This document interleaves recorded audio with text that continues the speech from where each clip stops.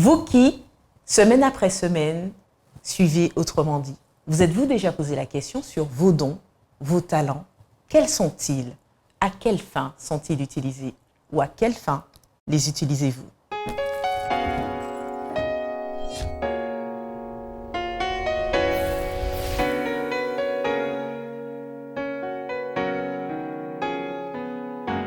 Bienvenue chers amis dans votre émission Autrement dit, c'est avec plaisir que nous vous retrouvons en compagnie de Ronnie et de Marvin. Bienvenue. Merci. Maintenant Ronnie, tu es un habitué, donc sens-toi à l'aise pour ce deuxième volet de l'étude, toujours dans la continuité du témoignage, mais nous allons plus aborder les dons et les talents, voir la nuance entre les deux, très certainement ou pas, au cours de cette étude et de cette semaine. Merci de nous suivre. Et donc pour entrer dans le vif du sujet, je vous propose de nous projeter dans le ministère de Jésus avec ses disciples. Ils avaient une particularité, ces disciples, c'est qu'aucun ne ressemblait à quel ils étaient différents tous, et pourtant ils ont tous œuvré pour la mission. Mais qu'est-ce qui a fait, mine de rien, que Jésus a pu choisir ses disciples, et qu'est-ce qui les différenciait autant les uns des autres, selon vous? C'est très intéressant de poser la question comme ça dès le départ, dans le sens où les disciples étaient très différents, et tu l'as dit, très différents les uns des autres. Et c'est ce qui faisait la richesse de ce groupe. Parce qu'imaginez que tout le monde était comme Pierre. Cela voudrait dire qu'il se battrait pour parler le premier. Et ça n'aurait pas donné une belle équipe. Lorsque dans une équipe, tout le monde est pareil, ou encore, on aime bien prendre cette idée d'un bouquet de fleurs. Si dans un bouquet, il n'y a que des roses rouges. Ah, ça peut être très joli. La femme qui parle. Ça, c'est vrai. Mais il est bien aussi de mettre d'autres fleurs pour former un beau bouquet. Et la différence dans l'équipe de Jésus, loin de plomber cette équipe, va permettre d'avoir une équipe complète. Quelquefois, on dit que la différence est source de conflit ou de mésentente. Oui, il y a beaucoup de conflits, mais parfois c'est dans le conflit et dans la confrontation d'idées qu'on arrive à sortir quelque chose de beau, de meilleur et de supérieur. Parce que si tout le monde s'arrête à une même idée, on est tous d'accord. Là, dès que quelqu'un dit quelque chose, on dit « Ok, c'est bon, je suis d'accord ». Ben, on n'essaie pas d'aller plus loin, de relever. Alors que dans l'équipe de Jésus, on avait un Pierre qui aimait parler tout de suite. Dès qu'on posait une question, il était toujours le premier à répondre. Il y avait un Thomas qui, lui, était un peu sceptique et il ne croyait pas tout le temps rapidement. Il y avait un Jean qui était assez doux, mais quand même, qui était appelé par Jésus fils du tonnerre parce qu'il était aussi, il montait en pression très rapidement. Il avait une équipe d'hommes différents, mais qui se complétaient. Puisque pour accomplir la mission, Jésus avait besoin de ces différents caractères. Mais est-ce que ça signifie, mine de rien, qu'on est complémentaire, que l'on veuille ou pas, avec quelle que soit la personne que l'on aura à rencontrer ou qu'on aura à côtoyer, il y a une complémentarité qui va émerger? Je réponds à ta question par un oui. Lorsqu'on est une personne avec un tempérament de feu et qu'on a à côté de nous quelqu'un avec un tempérament plutôt calme, posé, lorsque ces deux personnes sont animées par l'esprit, chacune peut permettre à l'autre de pouvoir revoir sa copie. Celui qui est bouillant, qui est colérique, peut être amené parce que l'autre aura l'occasion de partager son opinion sur telle ou telle action, de pouvoir lui permettre de comprendre, non, là tu es allé trop loin, et l'emmener à réfléchir sur ses actions. De même que celui qui est plutôt calme, l'autre peut l'emmener à... Mais non, il y a des moments, il faut y aller, il faut pouvoir être plus spontané. Maintenant, n'oublions pas une chose. Jésus a emmené ses disciples à comprendre qu'ils ne pouvaient rien faire sans l'aide de Dieu, sans l'aide de l'Esprit. Parce que dans son enseignement, il a emmené ses auditeurs à entendre et à comprendre qu'ils n'étaient pas en mesure de faire la volonté de Dieu s'ils n'étaient pas guidés par Dieu. Donc, ça veut dire que les disciples aussi étaient emmenés à comprendre qu'en dépit de leurs différences, parce qu'ils en avaient non seulement sur le plan du caractère, mais aussi sur de la diversité d'où ils venaient. Ils étaient différents par rapport à leur provenance, là où ils venaient, péagers, pêcheurs et autres. Mais ils avaient tous le même objectif. C'était de pouvoir apprendre du maître, se laisser transformer par ce qu'il disait, par ce qu'il faisait. Et c'est ce qui fait la force d'une équipe comme celle des disciples.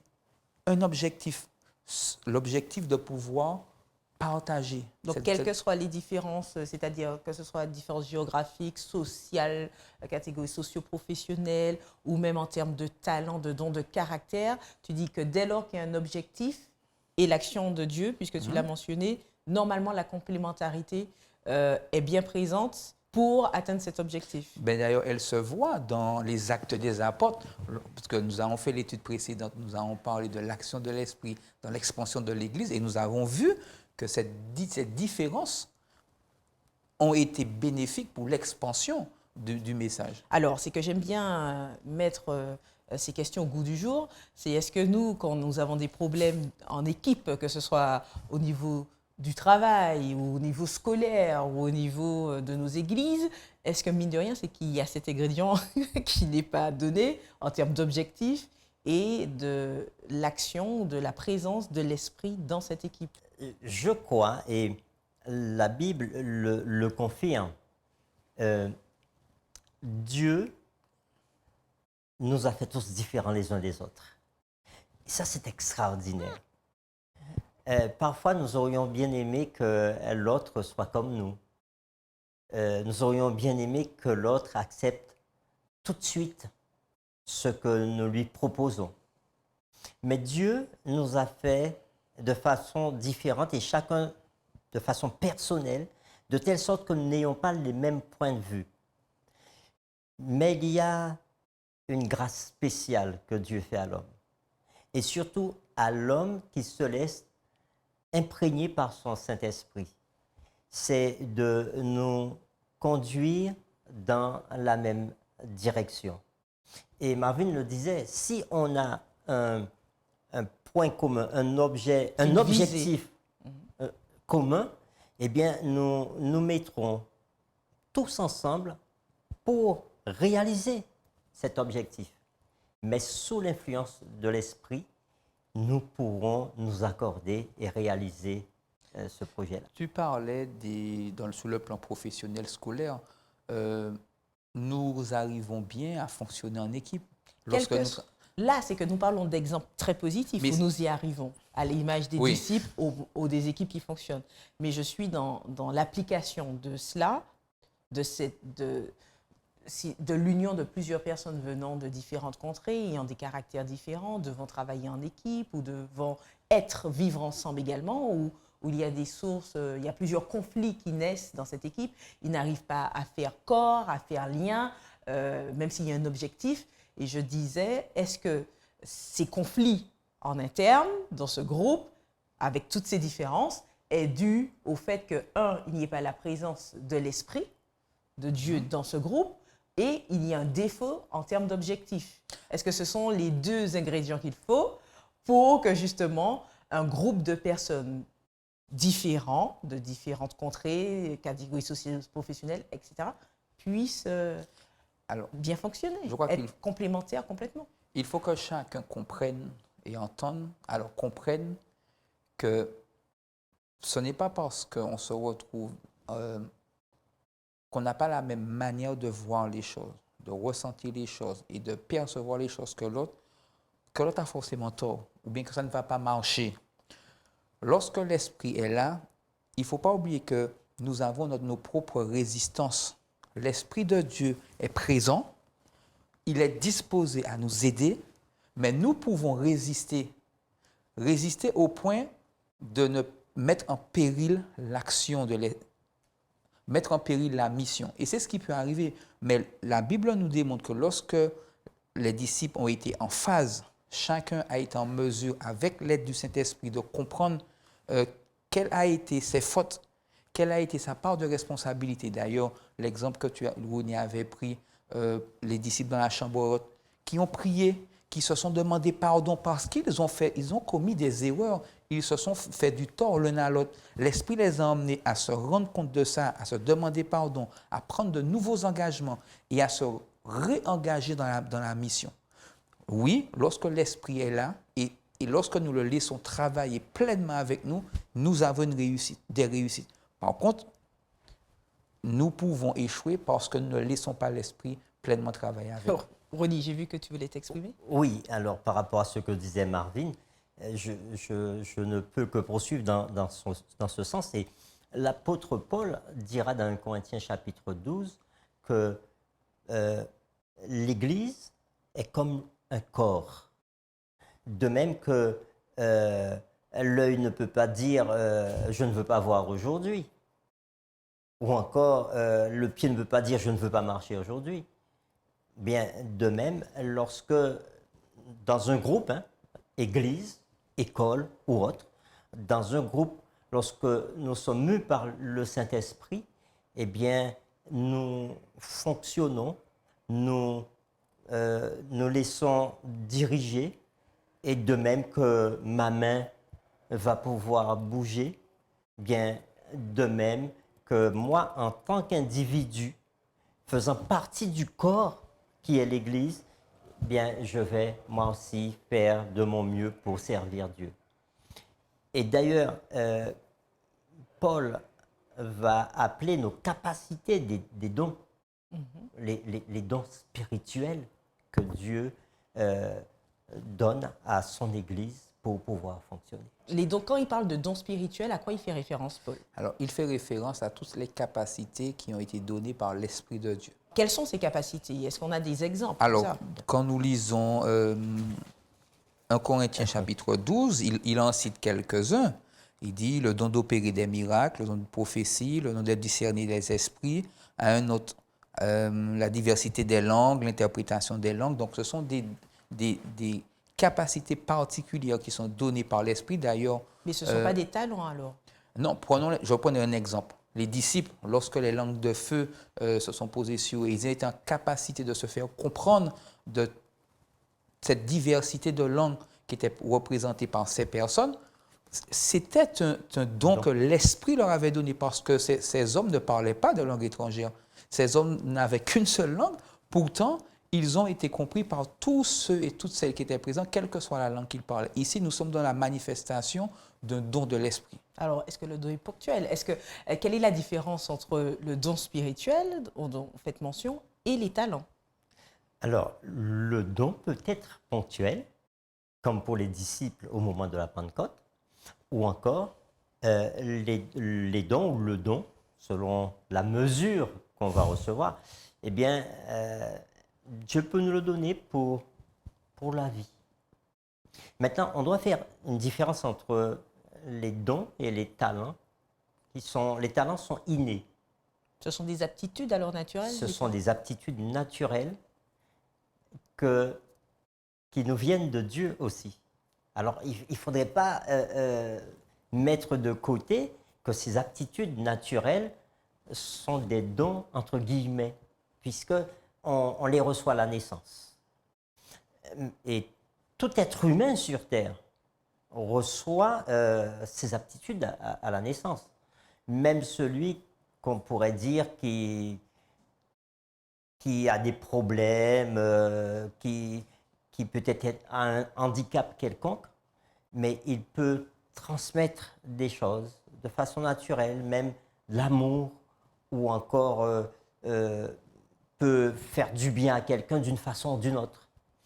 Alors que les dons spirituels sont accordés à l'individu qui accepte Jésus dans sa vie. Et lorsque j'accepte Jésus dans ma vie, eh bien, au moment où Jésus me baptise de son esprit, il me donne en même temps des dons pour pouvoir apporter ma participation à son corps, ce qu'on appelle le corps du Christ, l'Église. Ah, alors Ouni, moi j'aime bien ce que tu es en train de dire. Parce que la première des choses, c'est déjà sur les dons dès la naissance. Pour certaines personnes, il est déjà très difficile de connaître ses propres dons. Sur quelles sont mes aptitudes, dans quoi je suis bien, quelles sont mes capacités. Et ce qui est bien, c'est que tu dis que tout le monde reçoit. Donc, tous ceux qui nous regardent, recherchez, mais vous avez tous reçu quelque chose de Dieu. Voilà. Oui. Ça, tu dis, voilà. Ce sont les aptitudes, les talents, les aptitudes. Exact. Oui. Mais il y a une chose encore que tu dis, c'est que lors du baptême, il y a comme si une deuxième vague qui est donnée. Et là, ce sont des dons spirituels qui sont donnés pour la mission. Alors, si on a des difficultés à reconnaître, les premiers dons qui sont donnés, comment réaliser la deuxième vague de dons qui nous est donnée? Comment être conscient de ces dons spirituels? Comment on a connaissance de ces dons spirituels que l'on reçoit? Alors, on va parler de la première vague. Oui. comme tu as oui, dit, première la première vague. Donc, les talents, les aptitudes. Effectivement, il y a certaines personnes qui croient qu'ils n'ont aucun talent, n'ont rien reçu. Mais il suffit de fréquenter des personnes qui vont vous dire, eh bien, tu sais que tu parles bien, ou encore, tu sais que par rapport au fait que tu prends soin bien de la maison, on voit que tu as quelque chose de différent, que tu apportes quelque chose aux autres autour de toi. Et quelle que soit la personne, peut-être qu'on n'arrive pas à le percevoir, mais les autres vont le percevoir et vont pouvoir nous dire, tiens, il y a telle chose chez toi qui m'encourage, ou encore qui donne aux autres individus qui sont autour de toi, qui apportent quelque chose de fort aux individus qui sont autour de toi. C'est peut-être tellement c'est naturel qu'on ne se pose même pas la question. C'est d'autres qui voient cette différence-là. Tout à fait. Qui n'est pas forcément innée chez elles. J'ai remarqué, surtout dans le milieu chrétien, il y a des dons qu'on aime rechercher, le don de chanter bien, ou encore le don de faire des miracles, etc. Mais il y a des personnes qui, naturellement, arrivent à percevoir, en parlant simplement avec une autre personne, arrivent à ressentir certaines choses. Et ce sont des personnes qui sont nées avec cela. Donc, c'est aussi un don de pouvoir écouter, de pouvoir comprendre l'autre qui est à côté de nous. Et maintenant, parlons de la deuxième vague. Bien, la deuxième vague, ce sont les dons spirituels au moment du baptême, au moment où j'accepte Jésus dans ma vie. Le Saint-Esprit, eh bien, au moment du baptême, de même que Jésus a été équipé, lorsqu'il a été baptisé, la parole de Dieu nous dit que le Saint-Esprit est descendu sur lui. Et à ce moment-là, il a été équipé pour accomplir la mission qu'il avait. De même que moi, au moment de mon baptême, eh bien, le Saint-Esprit descend et va m'équiper pour accomplir la mission. Parfois, il est difficile parfois pour moi de découvrir, de chercher. Mais il y a une façon de le faire. C'est dans la prière. Beaucoup de personnes veulent faire des tests pour savoir, pour découvrir le don spirituel, etc. C'est bien, je ne dis pas que c'est mauvais. Mais il y a une chose, c'est que sans test, avant qu'on ait mis en place des tests pour découvrir ces dons spirituels, bien, les disciples avaient découvert leurs dons spirituels. Ils l'ont fait comment? C'est dans la prière, dans la recherche. Comment je vais accomplir la mission? Qu'est-ce que Dieu m'a donné? Comment il m'a équipé pour accomplir la mission? Donc, le don spirituel est un équipement pour accomplir cette mission. Et je vais le découvrir dans la prière.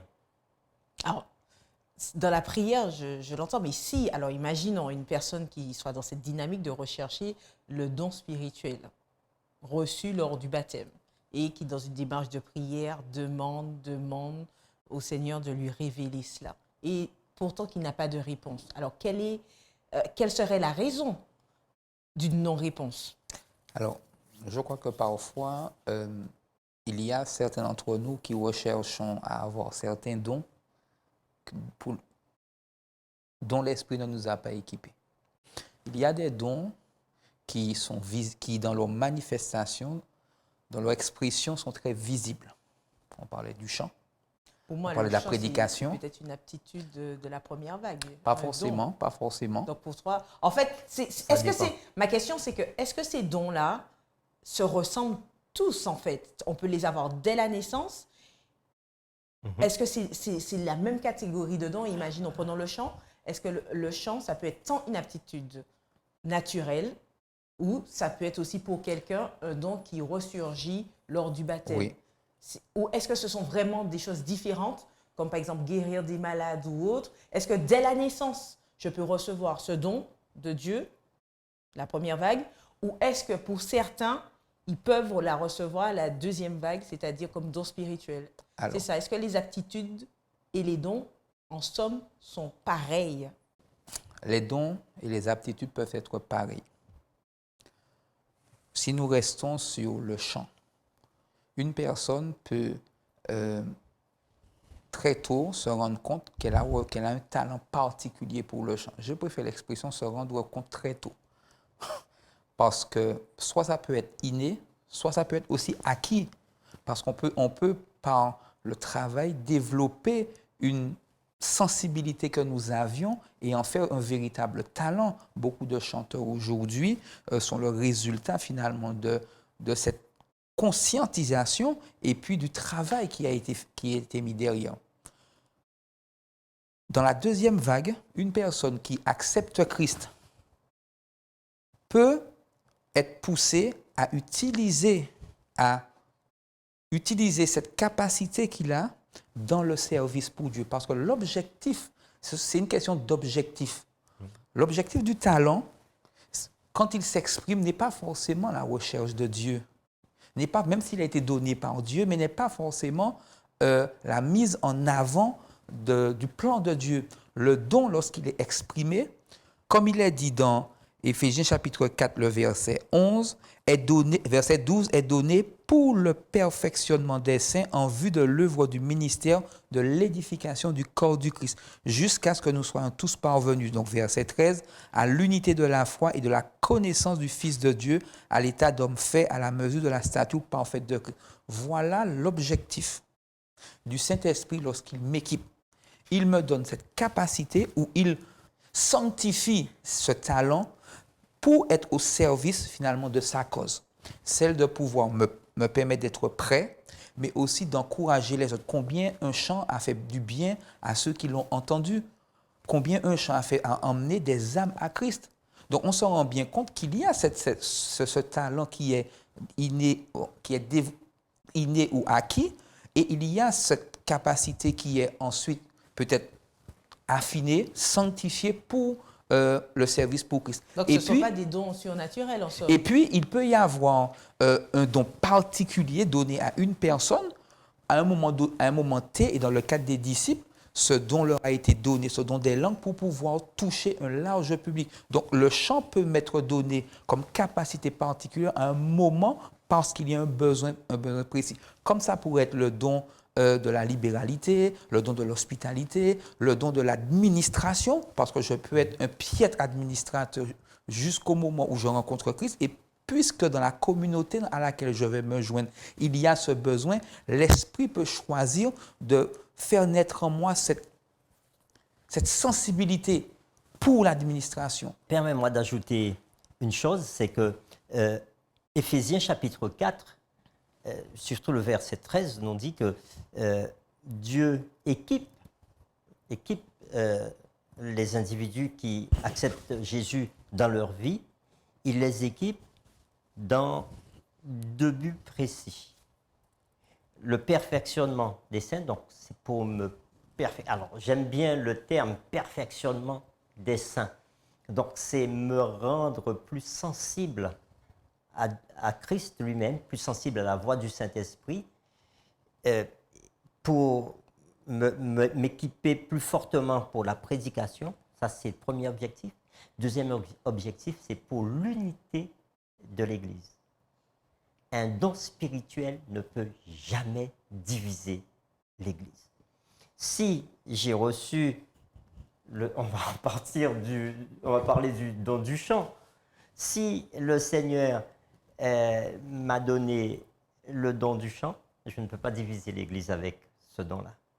Si le Seigneur m'a donné le don d'opérer des miracles, ça ne peut pas diviser l'Église. Quel que soit le don que le Seigneur me donnera, unira l'Église. Alors, pour être en lien avec ce que tu dis, ça peut pas être dans une division, en quelque part. Hein, c'est pour, au contraire, être dans une unité, unification. Est-ce que, mine de rien, pour connaître son don, en quelque sorte, il ne faudrait pas être en action? Parce que la prière, c'est bien, mais je peux prier toute une vie sans être en action. Il n'y a pas de révélation. Tout à fait. Le don, c'est pour le perfectionnement. Donc, c'est pour se perfectionner, il faut être dans l'action. On va prendre l'exemple de l'athlète. Hein. L'athlète, lui, il travaille dur pendant une année, parfois pour un 100 mètres, pour une course.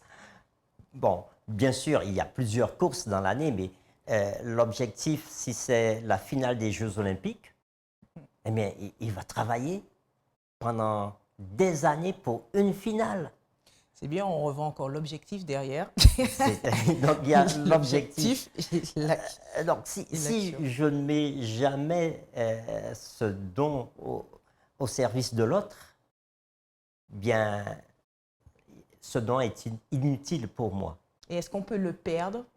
Est-ce qu'on peut perdre le don ou pas? Parce que c'est vrai qu'on arrive à la fin de l'émission. Ma question, c'est est-ce qu'on peut perdre le don et par là même que vous inspire la parabole des talents également dans la Bible, faut une mention dans le Nouveau Testament? Oui, on peut perdre ce don. On peut perdre le privilège de vivre l'expérience du don parce qu'on aura choisi de ne pas s'impliquer. L'Esprit de Dieu nous pousse à l'action, nous pousse à nous rendre disponibles et à mettre ce don pour le service de la communauté, mais pour le service aussi des autres. Ça veut dire que si je ne le fais pas, et je peux faire le choix de ne pas développer ce don, l'Esprit s'attend à ce que, avec son aide, je puisse le développer au maximum. La parabole que tu prends, celle des talents, on voit un maître qui part, qui donne à 3 de ses serviteurs, à chacun des talents. L'un reçoit 5, l'autre reçoit 2 et un autre reçoit 1. Celui qui reçoit 5 va faire fructifier. Quand le maître revient, il va remettre au maître 10. Celui qui reçoit 2 va faire fructifier, il va remettre 4. Celui qui n'a reçu qu'un, de peur de le perdre, va faire quoi? Il va l'enterrer. Lorsque le maître revient, il lui remet ce qui lui revient de droit. C'est ce qu'il lui avait donné, 1. Mais ce n'est pas ce que le maître attendait. Le maître s'attendait à ce que pendant la période où il n'était pas présent, que ce serviteur fasse fructifier ce qu'il lui avait donné. Donc, cette parabole nous interpelle sur la nécessité pour nous aujourd'hui de savoir est-ce que véritablement le don qui m'a été donné, je l'ai découvert et est-ce que véritablement je le mets au service? Parce que l'esprit, puisque l'objectif c'est de pouvoir contribuer à l'unité, si je ne l'utilise pas, le Saint-Esprit va le donner à une autre personne qui est disposé à pouvoir rentrer dans la mission. Est-ce que, Ronnie, tu pourrais dire juste quelques mots très brefs pour une personne vraiment qui a à cœur de mettre ses dons au service de la communauté, dans la ligne droite que le Seigneur donne, dit, annonce de reconnecter chacun à Dieu, et qui se pose des questions sur quel est mon don, comment je peux mettre mon don au service. Est-ce que tu as un message particulier pour ces personnes? Alors, à cette personne qui nous écouterait en ce moment et qui voudrait savoir quel est son don, alors, premièrement, recherchez Dieu dans la prière afin qu'il vous révèle quel est votre don. C'est la première chose. Et Dieu s'arrangera. Alors, par exemple, pour moi, je sais que Dieu s'est servi d'autres personnes qui étaient à côté de moi pour me dire, voilà, tu as tel don. Donc, ça peut être un frère, une sœur, des personnes que vous allez rencontrer dans votre vie qui qui pourront vous dire quel est votre don. Ça, c'est la première chose. Parce qu'il n'y a pas de hasard. Donc, il va placer les circonstances et autres pour révéler. Oui, ça c'est sûr. Dieu place toujours une circonstance pour pouvoir nous révéler nos dons. Ça, c'est la première. La deuxième, c'est que lorsque Dieu va nous révéler notre don, et même avant que Dieu ne nous révèle notre don, soyons dans l'action de témoigner. Alors, le témoignage, parfois, on pense que c'est toujours parler. Mais il n'y a pas que par la parole. Il n'y a pas l'attitude. Et surtout, le témoignage le plus puissant, c'est celui de l'amour. Si j'aime les personnes qui sont autour de moi, en essayant de faire de mon mieux pour les aider, eh bien, ainsi, je pourrai leur enseigner qui est Dieu. Donc, la première chose, prier pour découvrir son nom. La deuxième chose, être dans l'action. Et la troisième, ne jamais oublier que les dons que j'ai reçus ou que je reçois de Dieu, eh bien, ont un but. J'ai été équipé pour témoigner et j'ai été équipé pour mon édification personnelle et pour l'édification de l'Église et pour l'unité de l'Église. Et j'insiste sur le dernier, l'unité, parce que trop souvent, nous voulons, à travers et par nos dons, faire des choses qui divisent l'Église. Merci Ronnie, merci Marvin, merci à vous de nous avoir suivis. Décidément, le temps est trop court, mais nous vous donnons rendez-vous au prochain numéro d'Autrement dit.